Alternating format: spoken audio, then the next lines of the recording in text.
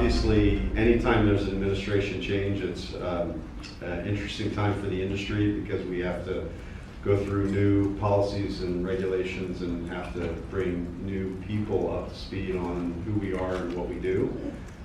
We work great with both sides of the aisle. Obviously, we work closely with the Biden administration. We work with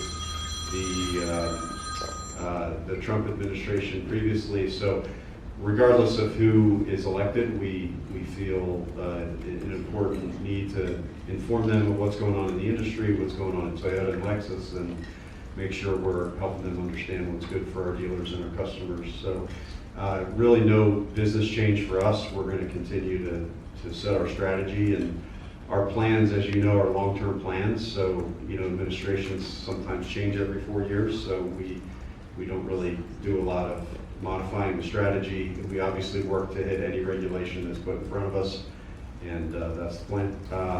The thing with tariffs, it's not as much on the car as it is on the part.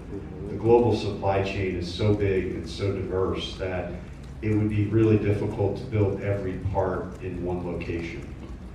So because of that, tariffs may not affect the car because it's built in the US, but it might affect a lot of parts that go on the car, which thereby raises the price to the consumer and is not good for the industry or for the company. So we want to help them understand how complex the supply chain is. And the Camry has been the most American car in the industry for a while.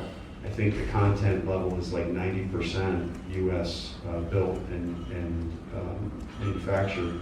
Well, there's still 10% of that car that comes from other locations, and if there's tariffs on 10%, that can meaningfully change the cost of the car. And it's something, even at the highest level of Americanized, so to speak, manufacturing, it can impact the customer. So we want to make sure they understand that before they finalize any regulations or tariff changes.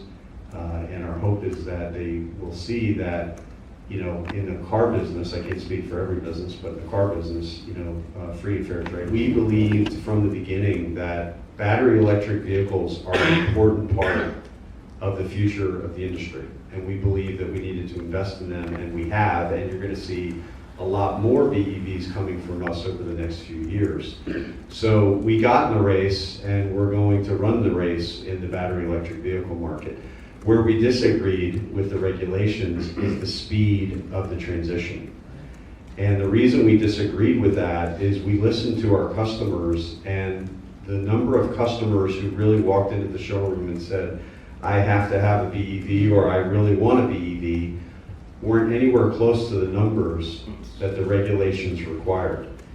And again, we spent a lot of time educating both within the industry and with the people in DC of, hey, this is what the consumer's saying. So we will continue to invest in BEVs.